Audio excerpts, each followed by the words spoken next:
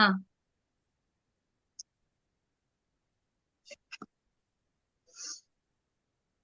Om.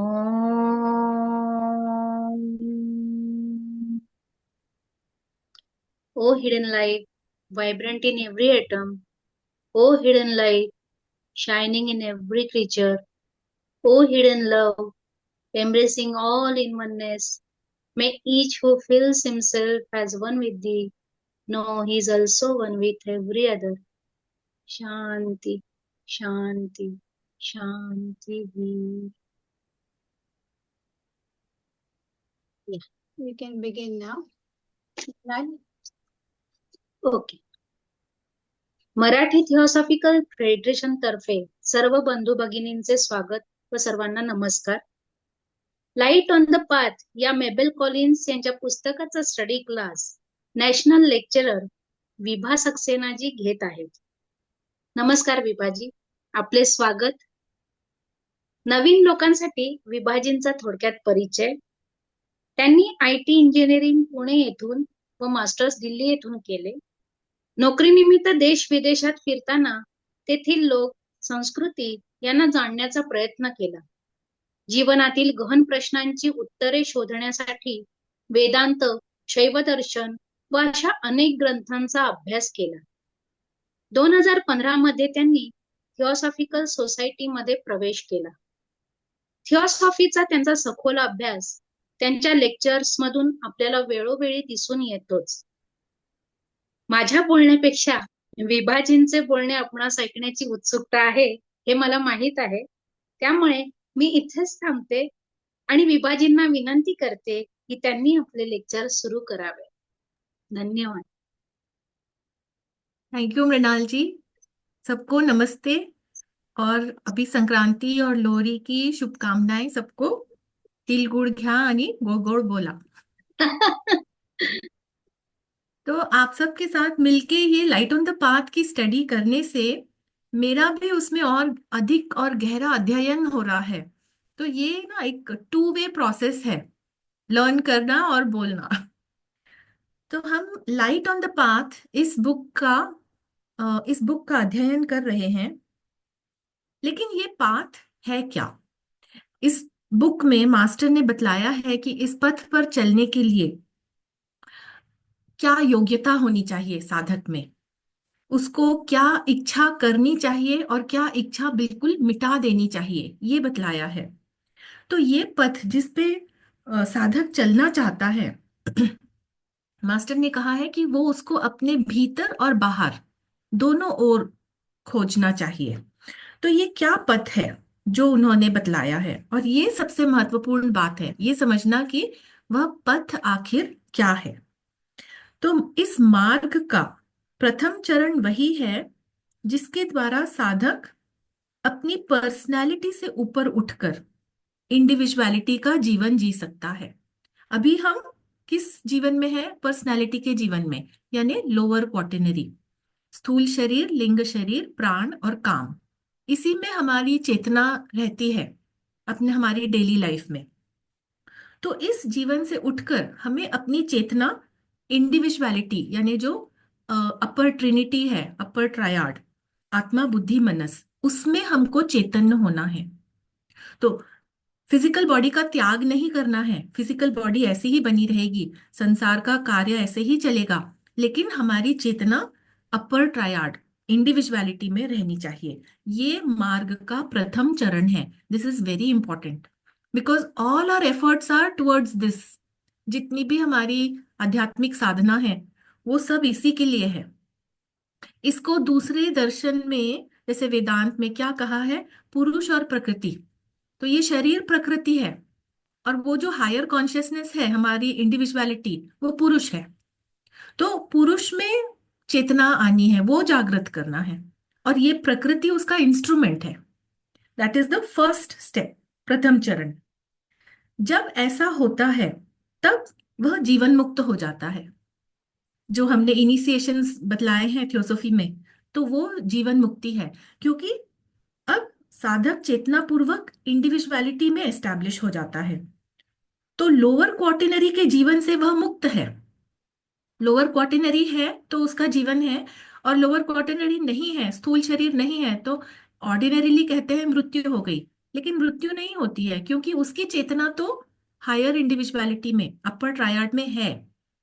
शरीर नहीं है तो भी उसकी चेतना है, उसकी कोई मृत्यु नहीं हुई, इसलिए वह जीवन मुक्त है। He is liberated from this wheels of rebirth. तो उस लेवल को अरहत का पद, साधक को अरहत का पद प्राप्त होता है। तो ये मार्ग का प्रथम चरण है, यानी कि पर्सनैलिटी से उठकर इंडिविजुअलिटी में चेतना को स्थापित करना। फिर आगे का मार्ग, हम क्या डिस्कस कर रहे हैं कि मार्ग क्या है। तो ये मार्ग है, ये पहला स्टेप था। मार्ग का सेकंड स्टेप क्या है कि इंडिविजुअल को मोनड यानी आत्मा बुद्धि का जीवन प्राप्त होता है। पर्सनालिटी से उठ के उसने आत्मा बुद्धि मनस इंडिविजुअलिटी का जीवन पाया। अब उसको इंडिविजुअलिटी से मोनेट का जीवन प्राप्त करना है, ये सेकंड स्टेप है। हम्म? तो इंडिविजुअल वो क्यों है?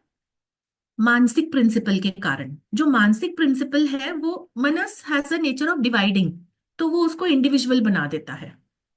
Right, each person is a individual. तो मनस के कारण ये सेपरेट ईगो का भाव रहता है। और जब मोनड यानी कि आत्मा बुद्धि, उसकी चेतना मनस में प्रतिबिंबित होती है, तब साधक इंडिविजुअल से यूनिवर्सल हो जाता है। तो ये ध्यान रखना चाहिए कि मनस का कोई नाश नहीं होता।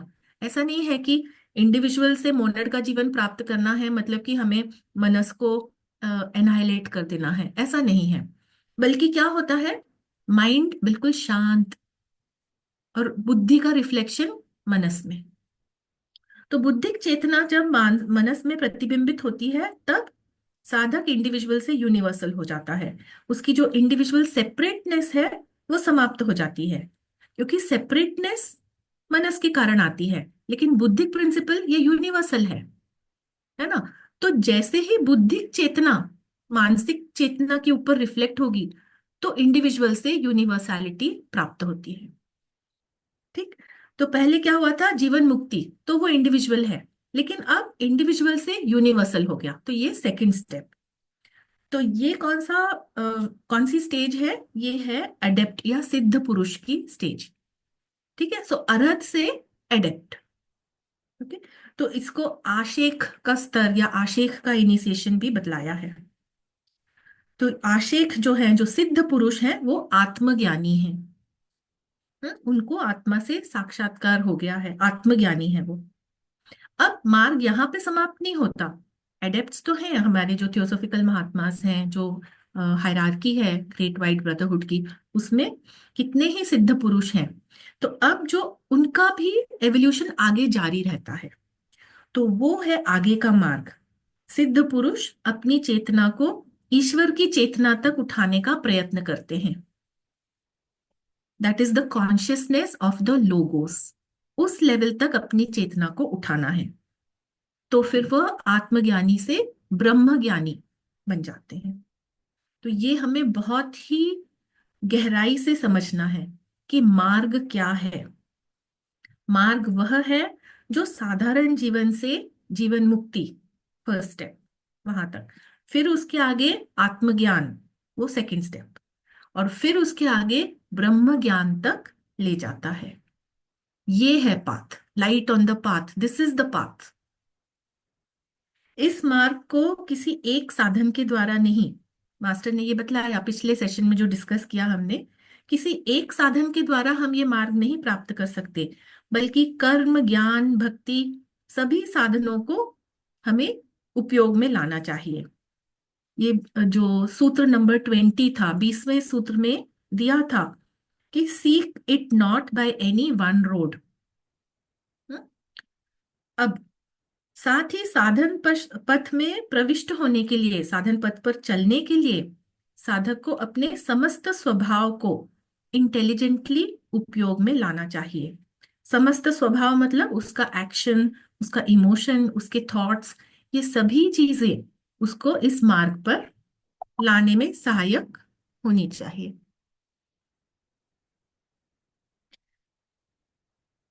तो मार्ग किस प्रकार खोजना है, ये इस सूत्र नंबर 20 में है। अब मैं आपसे स्लाइड शेयर कर लेती हूँ, अब हम आगे का डिस्कशन करेंगे।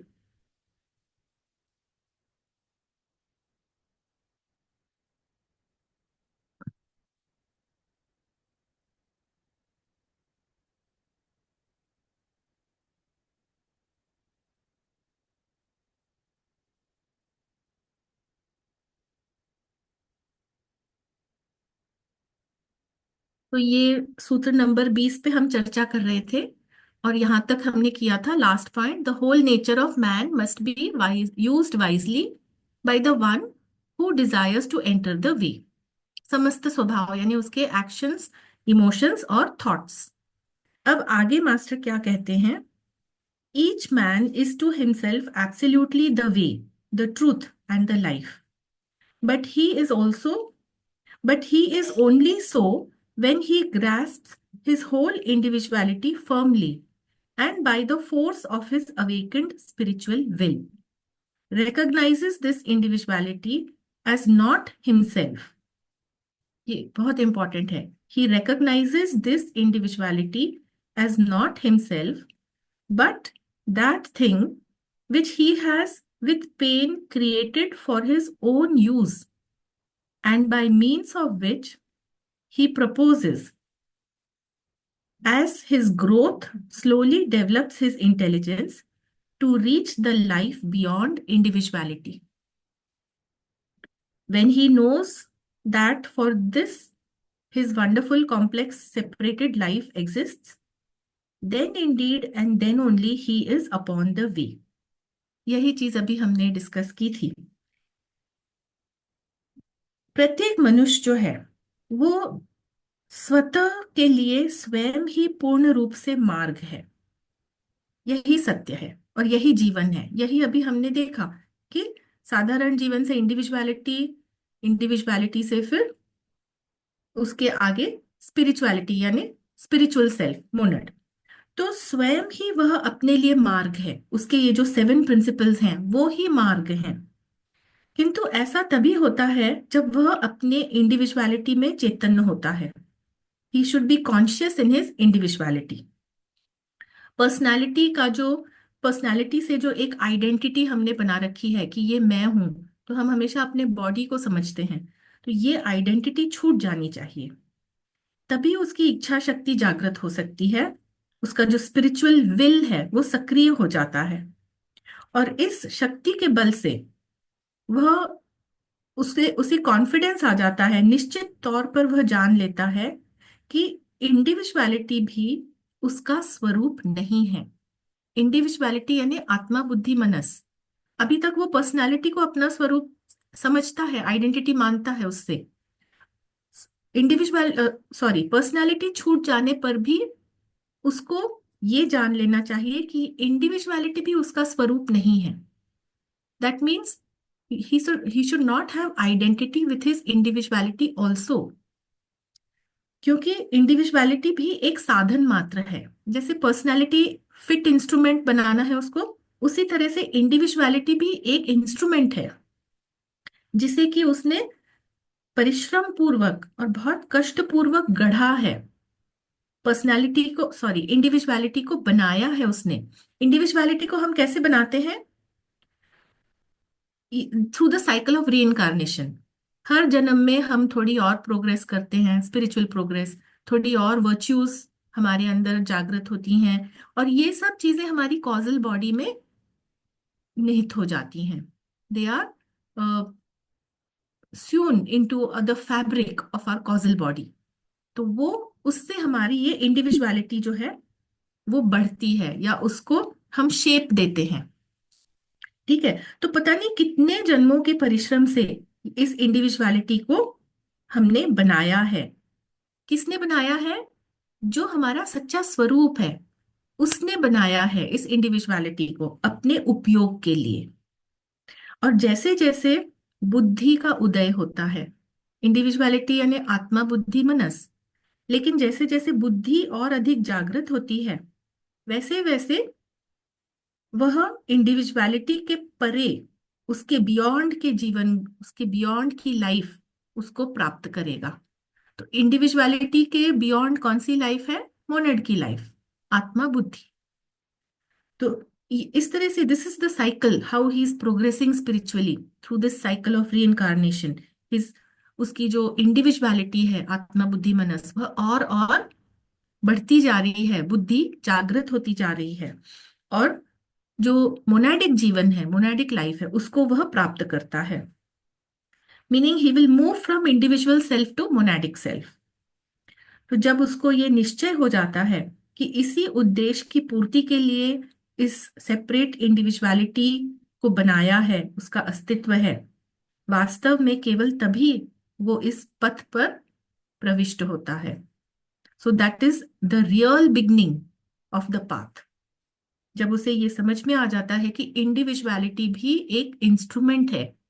नहीं तो नॉर्मली थियोसॉफी में जो 7 प्रिंसिपल्स हैं दिए गए हैं, तो उसमें क्या कहा है कि पर्सनालिटी जो है वो मॉर्टल है, और इंडिविजुअलिटी वो रियल इमॉर्टल मैन है। यही बतलाया है शुरू में। लेकिन यहां पर देखिए महात्मा जी ने आगे क्या कहा है। जो साधक है या शिष्य है, उसे महात्मा जी कह रहे हैं कि वो इंडिविजुअलिटी भी रियल मैन नहीं है, बल्कि उसको ये जान लेना चाहिए कि इंडिविजुअलिटी भी एक इंस्ट्रूमेंट है, और उसको इंडिविजुअलिटी से आगे स्पिरिचुअल सेल्फ यानी मोनाडिक लाइफ वो प्राप्त करना है। तभी सही मायने में उसने मार्ग पर कदम रखा है या मार्ग पे चलना शुरू किया है। तो पथ का अर्थ क्या हुआ? पथ का अर्थ है आध्यात्मिक साधना, spiritual means by which he will move from individual self to spiritual self. ये है पथ। तो इसमें इसको समझने के लिए एक चीज हमें जान लेनी चाहिए। जो हमारे उपनिषदों में ब्रह्म वाक्य दिए हैं, अयम आत्मा ब्रह्म, ये बेसिकली आत्मविद्या का रहस्य है। अयम आत्मा ब्रह्म, तो हमारा सच्चा स्वरूप आत्मा है जो कि ब्रह्म है। तो यह आत्म स्वरूप जो आत्मा है वो तो एब्स्ट्रैक्ट कॉन्शियसनेस है। तो वो कैसे मैनिफेस्ट होती है, अस्तित्व में कैसे आती है आत्मा? मोनेड के द्वारा। मोनेड यानी आत्मा बुद्धि। सो बुद्धि इज द वेहिकल ऑफ आत्मा। इसका अर्थ क्या हुआ कि जो आत्मा का प्रकाश है, रेडिएशन ऑफ आत्मा, इट इज मैनिफेस्टिंग थ्रू बुद्धि। सो बुद्धि इज वेहिकल, यानी कि बुद्धि आत्मा की उपाधि है। तो इस प्रकार ये आत्मस्वरूप जो है वो मैनिफेस्ट होता है। अयम आत्मा ब्रह्म, but to manifest that atma it has to take this upadhi of buddhi. तो ये जो 7 प्लेन्स हैं, 7 कॉस्मिक प्लेन्स हैं, उनके जो लोअर प्लेन्स हैं, द लोअर 4 प्लेन्स, उसमें ये बुद्धि कॉन्शियसनेस कार्य नहीं कर सकती। उसमें कार्य करने के लिए जो मोनेड है, आत्मा बुद्धि जो मैनिफेस्ट हुआ है एज मोनेड, उसको इंडिविजुअलिटी प्राप्त करना जरूरी है। अन्यथा वो कॉस्मिक लोअर 4 प्लेन्स पे कार्य नहीं कर सकती। बुद्धिक चेतना बुद्धिक प्लेन पे कार्य करेगी, लोअर प्लेन्स पे नहीं आ पाएगी। लोअर प्लेन्स पे कार्यरत होने के लिए उसको इंडिविजुअलिटी बनानी पड़ती है। तब वह मानसिक प्रिंसिपल प्राप्त करके ये इंडिविजुअलिटी को प्राप्त करती है। अब इंडिविजुअलिटी क्या करती है? इंडिविजुअलिटी यानी आत्मा बुद्धि मनस। तो इंडिविजुअलिटी प्रत्येक जन्म में अलग अलग पर्सनालिटी धारण करती है, और इस पर्सनालिटी से वह ये जो लोअर 3 प्लेन्स हैं, फिजिकल एस्ट्रल मेंटल, इस पे कार्य करती है। तो आप देखिए आत्मा ने कैसे लोअर प्लेन्स पे कार्य करने के लिए इन इंस्ट्रूमेंट्स को अपने लिए बनाया। पहले इंडिविजुअलिटी को बनाया और फिर पर्सनालिटी, जिसके द्वारा उसको सारी प्लेन्स पे वह सक्रिय हो जाती है। तो ये जो सब लोअर उपाधियां हैं, यानी कि पर्सनालिटी और इंडिविजुअलिटी, ये मोनेड की या स्पिरिचुअल सेल्फ के उपयोग के लिए है। और हम क्या भूल करते हैं? हम अपनी आइडेंटिटी बना लेते हैं इनसे। पहले हम सोचते हैं कि हम पर्सनालिटी हैं, उससे हम अपनी आइडेंटिटी मानते हैं। किसी तरह से बहुत जन्मों के साधना और तपस्या के बाद ये भ्रम टूटता है। जीवन मुक्ति जब प्राप्त होती है तो हम पर्सनालिटी नहीं है, इसका एक्सपीरियंस हो जाता है, और फिर हम इंडिविजुअलिटी में चैतन्य हो जाते हैं। तब हम क्या भूल करते हैं कि हम इंडिविजुअलिटी हैं, हम ऐसा मानने लगते हैं। तो महात्मा जी ने कहा है वो भी गलत है, हम इंडिविजुअलिटी भी नहीं है। तो उसके भी आगे हमें अपना मार्ग ढूंढना है मोनाडिक लाइफ में। तो वास्तव में उसी का अर्थ है इस पथ पर प्रविष्ट होना। You actually start on the path when you realise that you are not the personality, you are not the individuality. Okay, क्योंकि तभी फिर वह इंडिविजुअलिटी को ट्रांसेंड करके अपने स्पिरिचुअल सेल्फ यानी मोनाडिक सेल्फ से आइडेंटिटी प्राप्त करेगा। तो यही निर्वाण है, सिद्ध पुरुष के पद। अब इस पथ को कैसे प्राप्त करना है, आई होप कि ये 3 स्टेजेस बहुत अच्छे से आप लोग समझ लें, क्योंकि जितना भी ये स्पिरिचुअल डिसिप्लिन है it is all directed towards this. तो इस पथ को कैसे प्राप्त करना है ये गुरुदेव ने आगे बतलाया है। पथ को प्राप्त करने के लिए seek it by plunging into the mysterious and glorious depths of your own inmost being. Seek it by testing all experience, by utilizing the senses in order to understand the growth and meaning of individuality and the beauty and obscurity of those other divine fragments which are still struggling side by side with you and form the race to which you belong.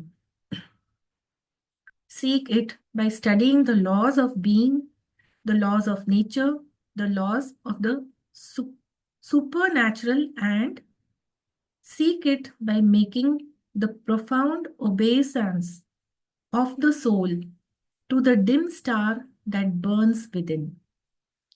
Steadily, as you watch and worship, its light will grow. Then you may know you have found the beginning of the way. And when you have found the end, its light will suddenly become the infinite light. तो यहाँ पर मार्ग कैसे खोजना है, अभी तक हमने क्या समझा कि मार्ग क्या है। अब इस मार्ग को कैसे खोजना है उसके लिए गुरुदेव कहते हैं कि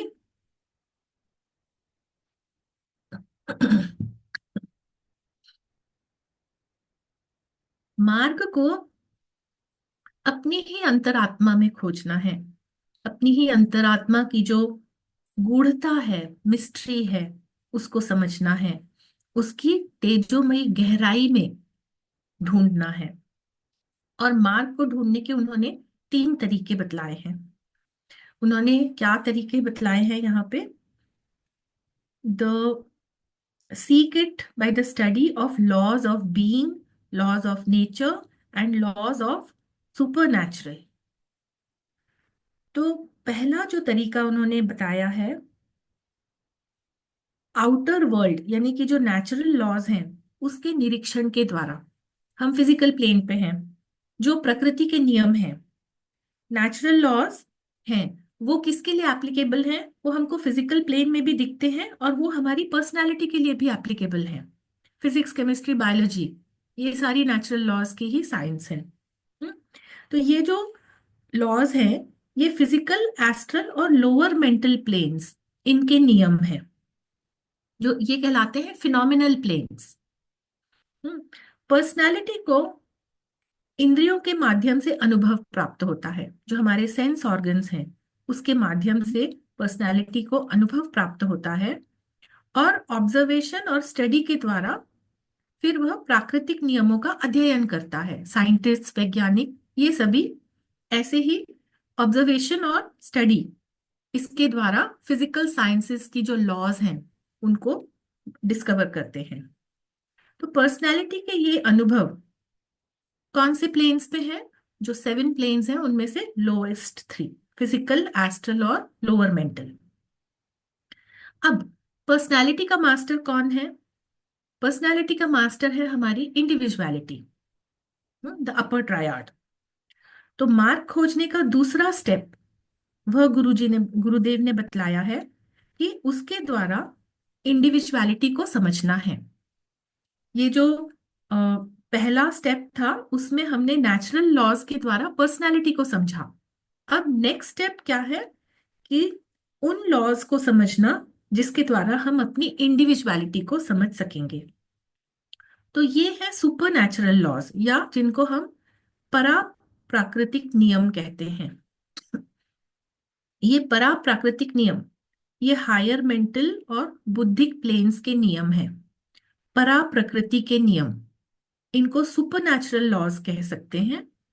और ये जो प्लेन्स हैं, हायर मेंटल और बुद्धिक प्लेन्स, ये है नॉमिनल प्लेन्स। नीचे के प्लेन्स कौन से थे? फिनोमिनल, जिनमें हम कोई भी फिनोमिना देखते हैं, नेचुरल फिनोमिना। उसके जो ऊपर के ये हायर मेंटल और बुद्धिक हैं, ये है नॉमिनल प्लेन्स, परा प्रकृति।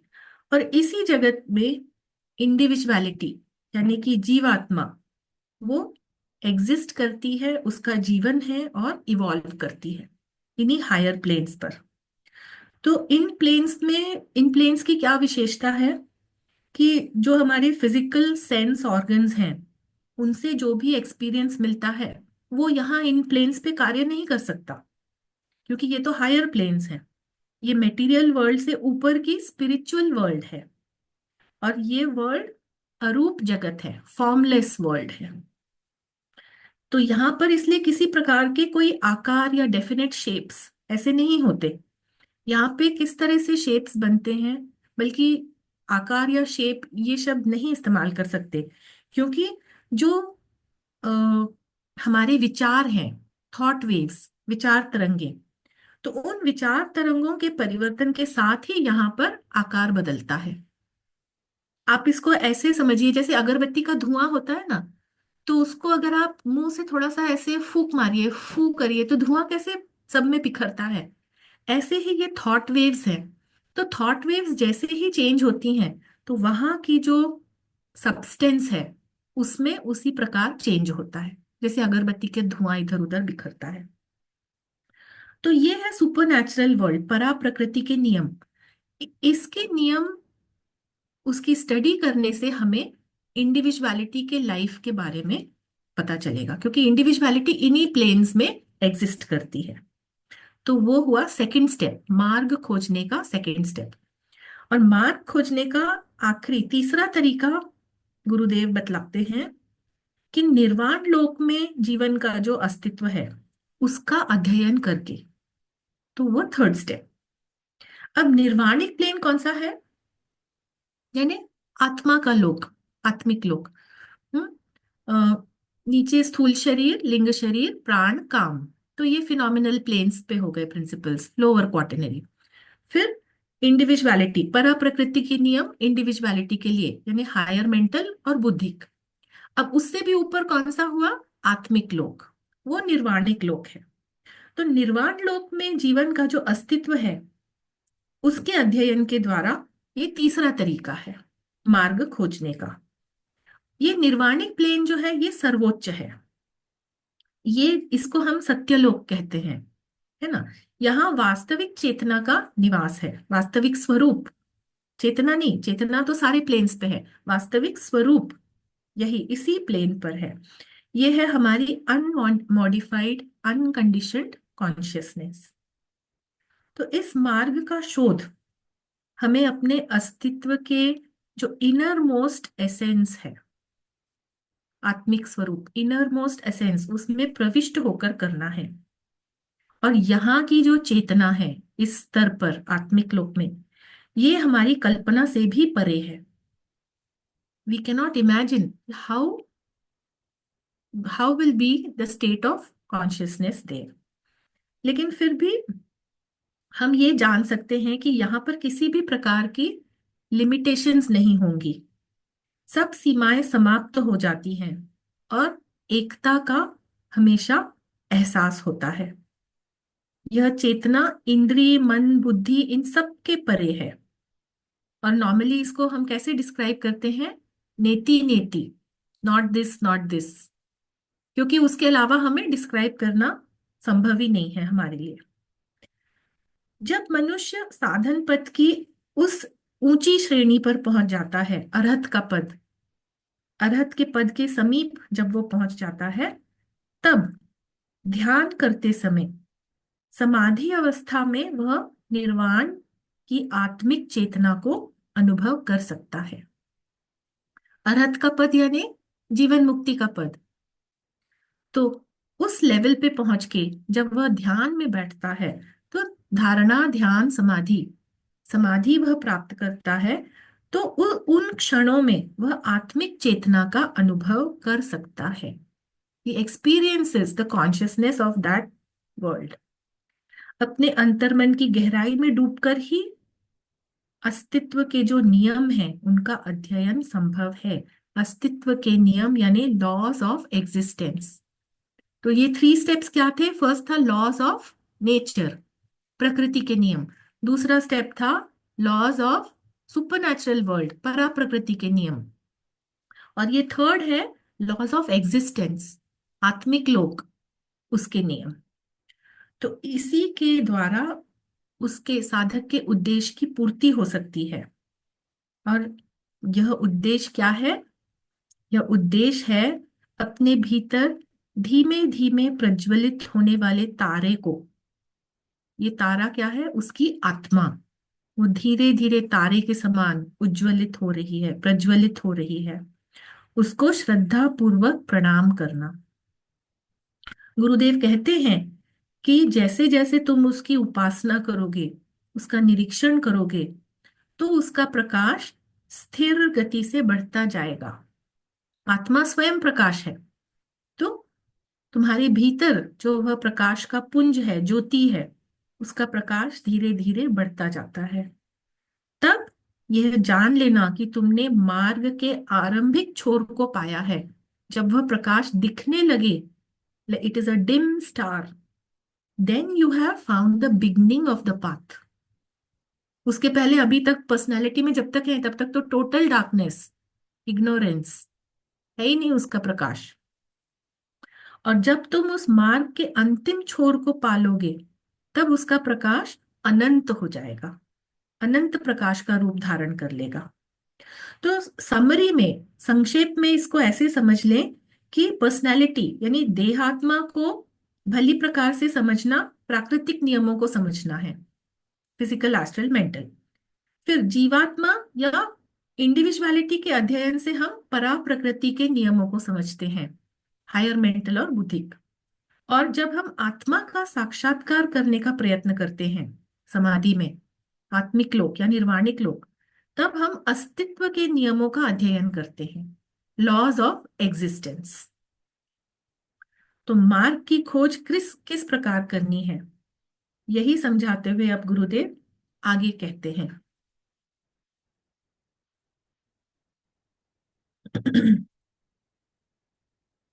उन्होंने एक नोट दिया है यहाँ पे, seek it by testing all experience and remember that when I से दिस आई डू नॉट से yield to the seductions of sense in order to know it. Before you have become an occultist, you may do this, but not afterwards. When you have chosen and entered the path, you cannot yield to these seductions without shame. Yet, you can experience them without horror, can weigh, observe, and test them, and wait with the patience of confidence for the hour when they shall affect you no longer.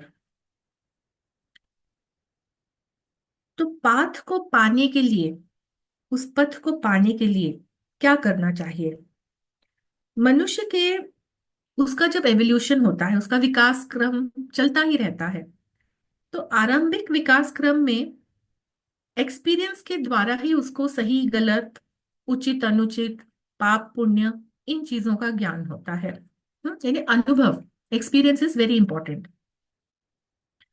आरंभिक काल में यह अनुभव एक शिक्षक की तरह कार्य करता है, और इसमें कोई शर्म की बात नहीं है। वो जान के ही, bye experience man learns.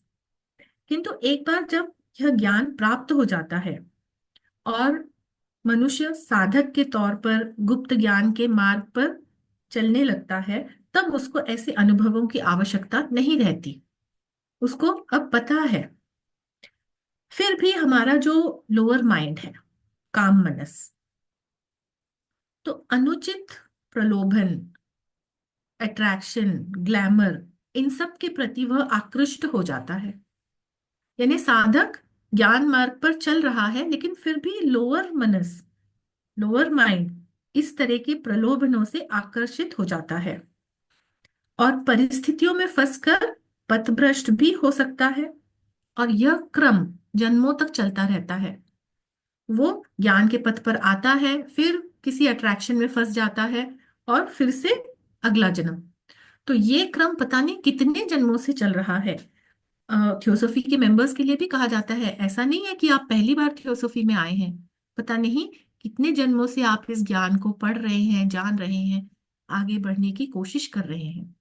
Right. तो सेम वे कि अट्रैक्शंस में फंसकर जब वह पथभ्रष्ट हो जाता है, फिर अगले जन्म में फिर यही क्रम उसका शुरू होता है।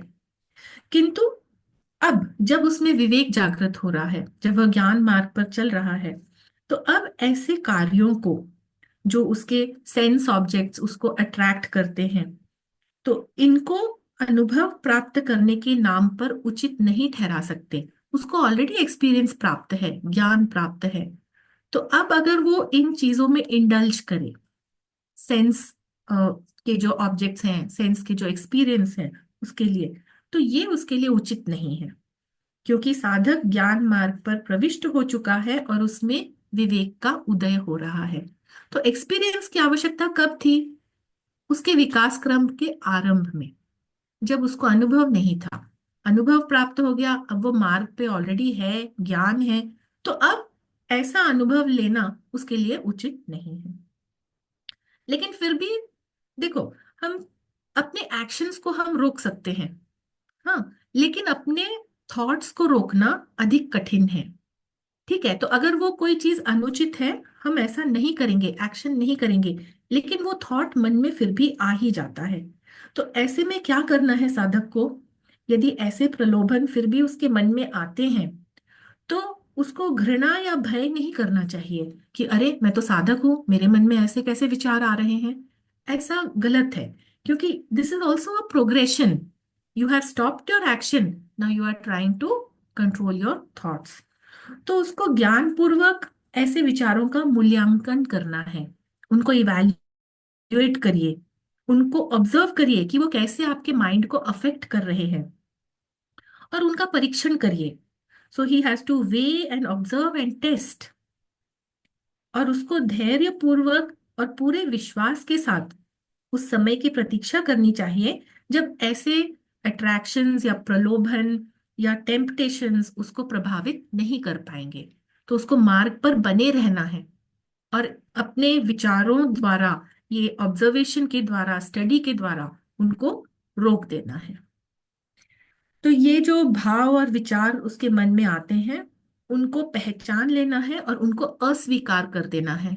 यानी आपने थॉट्स को कंट्रोल करना है, तो उनको अस्वीकार कर देना है। ये भी साधक के लिए एक लर्निंग प्रोसेस है, और बिना इस प्रकार के अनुभव से साधक उन लोगों की सहायता नहीं कर सकता जो लोग अभी भी टेम्पटेशन में फंसे हुए हैं। तो अपने टेम्पटेशंस को पहले हमें रोकना है, इस तरह से स्टडी करके, बल्कि ऐसे सोच के नहीं कि अरे मेरे मन में कैसे टेम्पटेशन आ रहे हैं, क्यों आ रहे हैं, मैं तो साधक हूं। ऐसे नहीं, हमारी भी प्रोसेस अभी जारी है।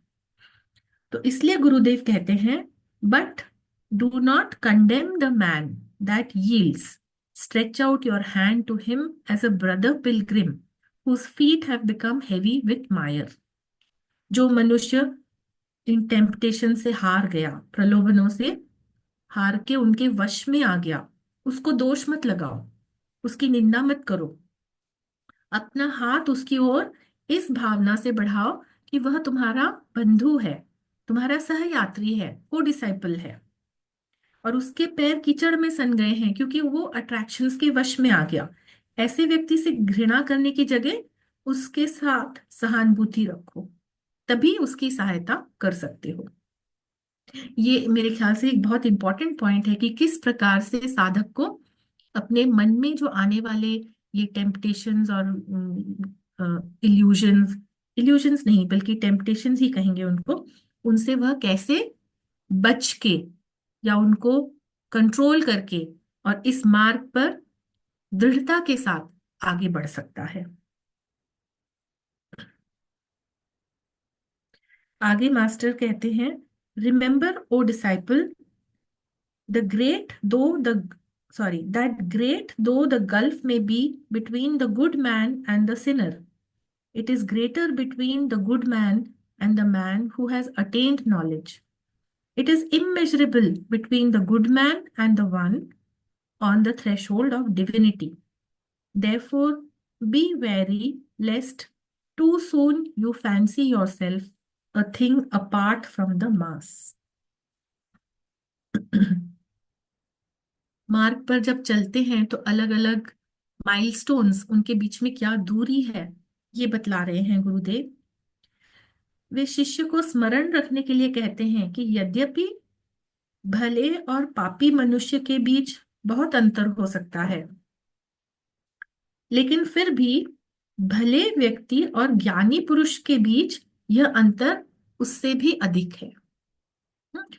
भला मनुष्य और पापी मनुष्य, हम कहेंगे दोनों के बीच बहुत डिफरेंस है, लेकिन भला मनुष्य और ज्ञानी मनुष्य, इनके बीच और भी ज्यादा अंतर है। और उसके बाद भला मनुष्य और ऐसा मनुष्य जो सिद्ध पद के समीप पहुंच चुका है, उनके बीच का अंतर तो अथाह है, इमेजरेबल है। So you see these are like the milestones on the path.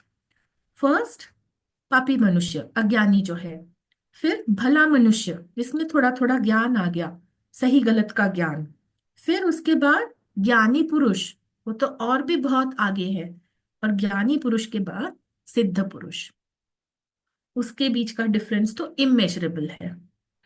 तो ये अंतर क्या है? This difference is of the spiritual progress, spiritual progress का अंतर है। यहाँ पर गुरुदेव पापी अथवा दुराचारी मनुष्य की निंदा या तिरस्कार न करने की शिक्षा दे रहे हैं। उसकी हमें निंदा नहीं करनी है, तिरस्कार नहीं करना है। सदाचारी और दुराचारी के बीच में अंतर तो है, लेकिन दोनों ही मार्ग की आरंभिक अवस्था में है या विकास क्रम की आरंभिक अवस्था में है। डिफरेंस सिर्फ इतना है कि एक सफल हो गया और दूसरा अभी सफलता उसने प्राप्त नहीं की, वह भी सफल हो जाएगा। तो एक दुराचारी और एक सदाचारी के बीच ये ही डिफरेंस है। Both are at the beginning of the path, लेकिन एक अभी उसको सक्सेस मिल गई और एक अभी सक्सेस उसने प्राप्त नहीं की है। लेकिन तो ये हुए दुराचारी और सदाचारी, लेकिन जो ज्ञानी है उसमें पाप पुण्य का विवेक जागृत हो चुका है और वह कहीं अधिक आगे बढ़ चुका है। सदाचारी से भी वह बहुत अधिक आगे है, उसका विवेक जागृत है, वह ज्ञानी पुरुष है। जब ज्ञानी पुरुष पाप और पुण्य दोनों को केवल एक डुअलिटी समझता है, ऑपोजिट्स जो होते हैं, डुअलिटी, पाप पुण्य, अच्छा बुरा, ठंडा गर्म, तो पाप और पुण्य दोनों को वह एक द्वंद्व उसका रूप समझता है, तब वह द्वंद्वातीत हो जाता है। ही ट्रांसेंड्स द डुअलिटी, ज्ञानी पुरुष। तो उस डुअलिटी को ट्रांसेंड करता है जब ज्ञानी पुरुष, तब वह सिद्ध पद के समीप पहुंच जाता है। ऐसे व्यक्ति और साधारण सदाचारी व्यक्ति में महान अंतर है। तो आप समझ रहे हैं कि स्पिरिचुअल प्रोग्रेस का कितना डिफरेंस होता है। नॉर्मल सदाचारी व्यक्ति, फिर ज्ञानी व्यक्ति और फिर सिद्ध पुरुष। तो यदि शिष्य प्रलोभन में पड़े हुए व्यक्ति का तिरस्कार करता है तो उसका भी पतन निश्चित है। जो सिद्ध पुरुष होते हैं वो किसी का तिरस्कार नहीं करते। समाज की नजरों में भले ही कोई कितना ही पतित हो, लेकिन सिद्ध पुरुष कभी उनका तिरस्कार नहीं करते। वे सबकी कठिनाई को समझते हैं और इसलिए शिष्य को भी चाहिए कि वह सावधान रहे। कहीं ऐसा न हो कि उचित समय आए बिना वह पहले से ही अपने आप को बाकी सब अन्य लोगों से बहुत ऊंचा समझने लगे। So this is just a kind of false pride. इस बात से शिष्य को बहुत सावधान रहना चाहिए। गुरुदेव आगे कहते हैं, when you have found the beginning of the way, the star of your soul will show its light, and by that light you will perceive how great is the darkness in which it Burns.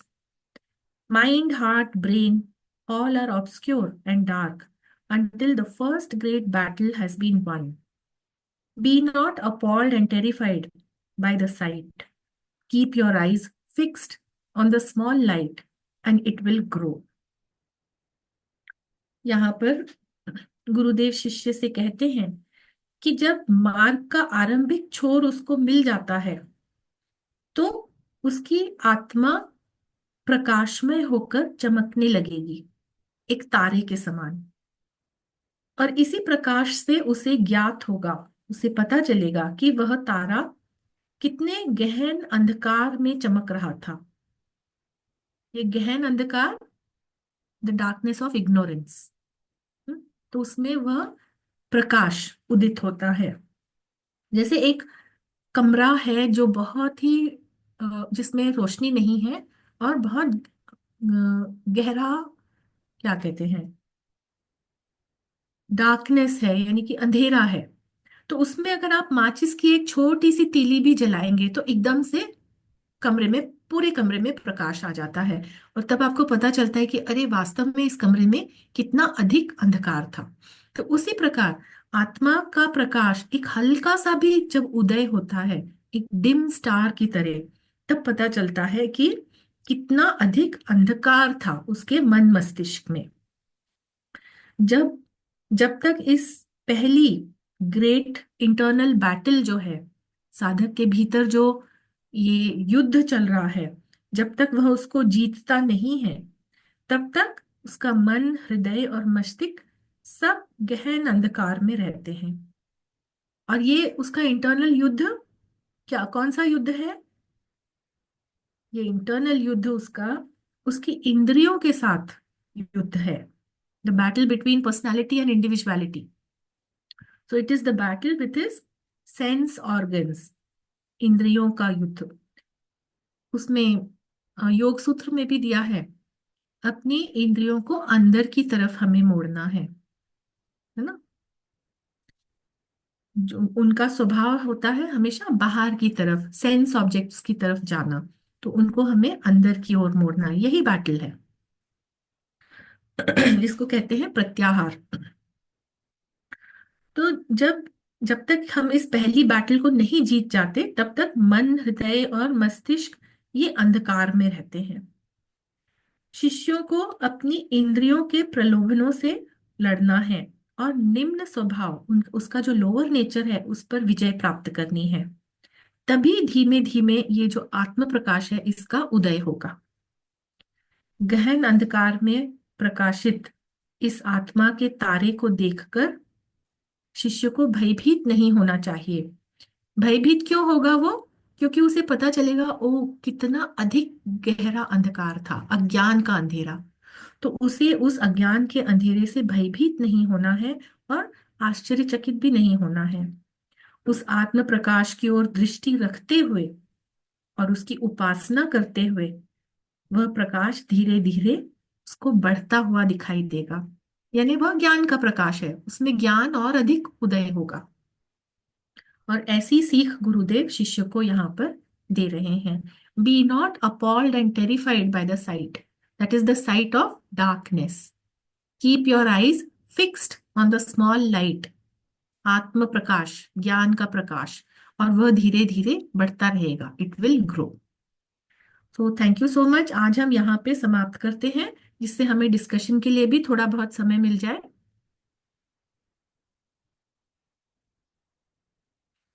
और अब यदि कोई प्रश्न होंगे तो हम उनको discuss कर लेंगे।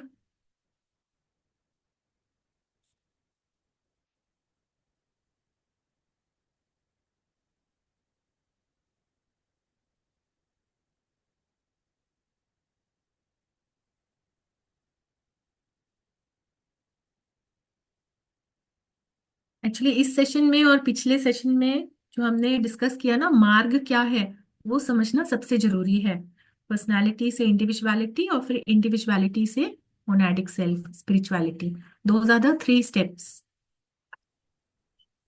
Can you little explain a little bit more about this phenomenal and nominal planes that you were talking about? अच्छा, जो लोअर 3 प्लेन 7 प्लेन्स हैं, राइट? तो जो लोअर 3 प्लेन्स हैं, फिजिकल, एस्ट्रल, मेंटल, मेंटल यानी लोअर मेंटल, तो ये तीनों planes they are the planes of phenomena. इन प्लेन्स पे जो भी होता है उसको हम अपने सेंस ऑर्गन से जान सकते हैं। We can know the phenomena through our physical senses, and all these phenomena जो इन प्लेन्स पे होते हैं, they are basically the effects, you can say, or the reflections of causes which are happening in the higher planes. So those are the phenomena which happen on the higher mental and buddhic plane. तो वहां पे जो भी घटित होता है ये उसका रिफ्लेक्शन है। So phenomena is the reflection and its cause is the phenomena on the higher plane. So it is that is when the quadrangle and the triad, it's can it be divided in that 7 principles like that? Yes, that is what it is, that the triad, it is reflected in the lower quaternary. Okay. Yeah, you can it's simplified that way, I suppose. Yes. Yes. Yeah. Anybody wants to clarify anything, ask any questions, share anything, कुछ भी पूछना है, बताना है, जानना है, clarify करना है, please come forward. है हमारे पास अभी 7-8 मिनट। हाँ, इसीलिए मैंने 10 मिनट छोड़ दिए थे, नहीं तो हम और स्लाइड्स कवर कर सकते। लेकिन मैडम ब्लवात्स्की भी क्या कहती थी, थोड़ा सा भी आप पढ़िए, 1 पेज भी पढ़िए, तो इतना कम से कम आप 2-3 घंटा उस पर रिफ्लेक्ट करिए, 2-3 दिन रिफ्लेक्ट करिए बल्कि। Yes. शायद सब लोग रिफ्लेक्ट करना शुरू किए हैं। ये जो पर्सनालिटी से इंडिविजुअलिटी एंड वहां से फिर मोनाड तक का जो प्रवास है हमारा, हम्म। और उसके लिए हमें क्या क्या करना चाहिए, ये जो सब आज हमने पढ़ा, बहुत ही अच्छे से आपने समझाया। और मुझे लगता है ये सुन के सब अंतर्मुख हो गए हैं। ये हमें बहुत कुछ करना बाकी है, बहुत बहुत है काम, बहुत काम करना बाकी है, हम्म। इसलिए सब चुप हो गए हैं। और ये काम हमको अपने ऊपर ही करना है, वी हैव टू वर्क हाँ। On our self. Yes. The best is nothing is available outside. It is all internal only actually. Hmm. And I think this is the beginning. So we are thinking, oh, अच्छा अभी पूरा path बाकी है. हाँ। But actually हम already कितना journey travel करके आ गए हैं, जितने हमारे पिछले जन्म हैं वो, उन सब में हमने जो कुछ भी प्रोग्रेस की है उसकी वजह से हम आज यहाँ खड़े हैं, और अब हमें यहाँ से और आगे बढ़ना है, Yes, आगे की जर्नी पूरी। yeah, you're right. Sometimes we are supposed to acknowledge our own journey and the growth that we have done. Okay, hmm. what we could have been as a, I mean, a man to start with, a human being, and what we are today. And hmm. incarnations we have already lived and learned so much. यहाँ तक पहुंचे. We need to hmm. pat our own backs also at the moment, actually. So that the आगे का journey feels okay. I can do it. I can go there. I can make it happen. यहाँ Correct. तक आए तो आगे भी जाएंगे करके. Though it sounds little scary at times that क्या कर पाएंगे, क्या महात्मा जैसे पहुंच गए वैसे हम क्या क्या ही कर पाएंगे, but I think we are there somewhere in the midpoint too, you know. Yes, that is the confidence we should maintain, that man can do what man has done. Right? So that is true. Yeah, that's true actually. Hmm. And yeah, anybody has any question, please come forward. अच्छा कुछ नहीं तो चेहरे ही दिखा दीजिए अपने सब लोग. ये जो हम पढ़ रहे हैं इसमें सूत्र ये सभी और उसको डिस्कस कर रहे हैं, ये अभी हमारे लिए केवल थियोरेटिकल नॉलेज है कि हम कैसे पर्सनालिटी से इंडिविजुअलिटी में हम चैतन्य हो जाएं, फिर इंडिविजुअलिटी से स्पिरिचुअल सेल्फ में चैतन्य हो जाएं। तो this is only theoretical knowledge, we have to convert it into experiential knowledge, actually become conscious in your individuality. How will that feeling be? आप खुद को, अपनी खुद की पर्सनैलिटी को आप देख सकेंगे कि बॉडी यहाँ बैठी है, but I am the one who is observing it. That level of consciousness needs to come. बहुत बड़ा टारगेट दिए हो आप। या बहुत गहन विषय है और इसमें उतरना, डुबकी it's लगाना बहुत quite बहुत ज्यादा उसके quite a means that one has to. हाँ, I know. हाँ ऑब्जर्वेशन। जी, बोलिए बोलिए। अमिताभ जी बोल रहे हैं, राइट? हाँ, नहीं, मैं ये बोल रहा था कि बेसिकली जो the basic principles of, first of all, understanding where one is going wrong. That means you have to be aware all the time. Yes. That is the first basic quality which most of us don't have. That we are not aware of, what we are actually saying, doing, thinking. We are reacting most of the time in normal life. Yes.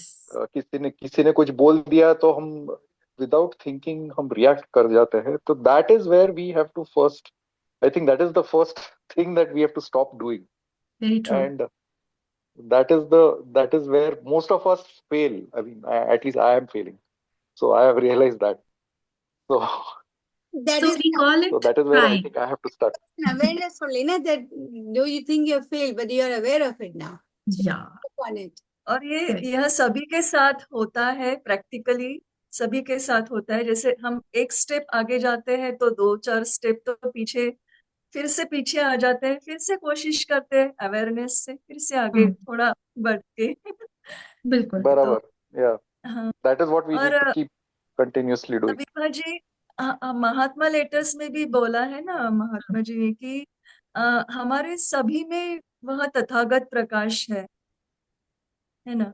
और जो जो इसको नहीं, मतलब जो भी दुराचारी, जैसे आप बोल रहे हैं कि दुराचार वगैरह है, तो ये उस तक पहुंचा नहीं है उनका कॉन्शियसनेस, इसीलिए वह बातें उनमें है. तो लेकिन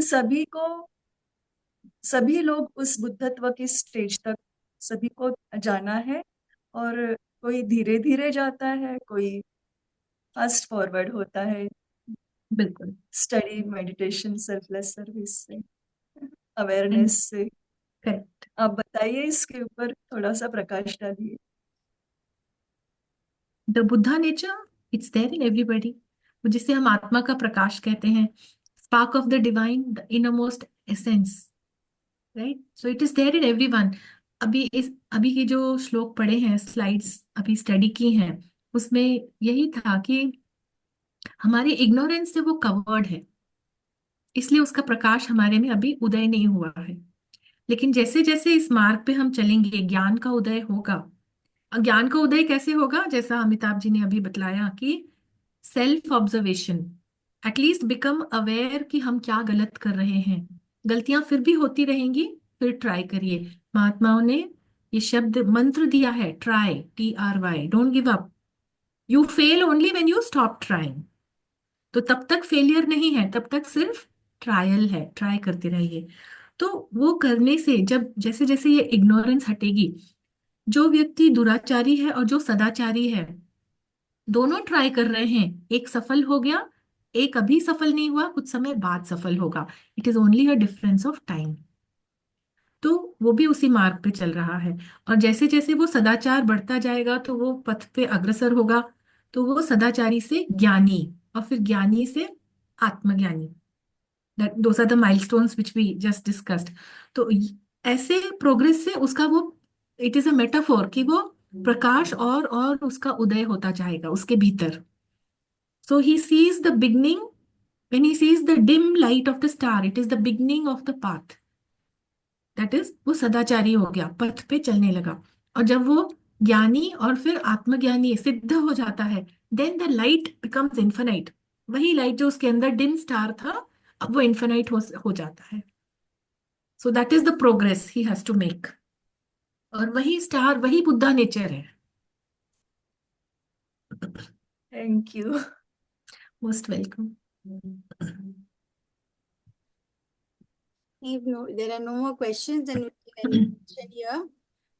Thank you, Vibhaji. Sorry for the schedule changes that we had this month, but we'll see that we'll have the next month again in the first Monday only as planned, because everybody is already well aware of that. So this month we are sorry, but next month again, the first week of February, first Monday. We'll see you again. Thank you so Sure. much, but it was a real, and how do you say, enlightening to be to Yes. teach enlightenment today. The subject was very nice. Thank you so much. Wonderful, wonderful. Most welcome. Very grateful that you find the time to be with us and share your knowledge with us. Most welcome.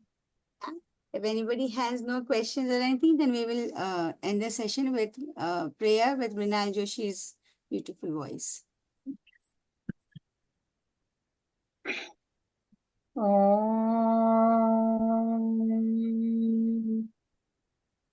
असतो मा सद्गमय तमसो मा ज्योतिर्गमय मृत्योर्मा अमृतं गमय ॐ सर्वे वै सुखिनः सन्तु सर्वे सन्तु निरामयाः सर्वे भद्राणि पश्यन्तु न कश्चित् दुःखभाग् भवेत् ॐ शान्ति शान्ति शान्ति ॐ तत्सत् ब्रह्मार्पणमस्तु. Thank you, Vibhaji, once again. Thank you, everyone, for those who participated. Thank you. Thank you. Thank you. Good night, everyone, and a wonderful year ahead. To all. Thank you. Bye-bye. Good night. Bye bye. Good night.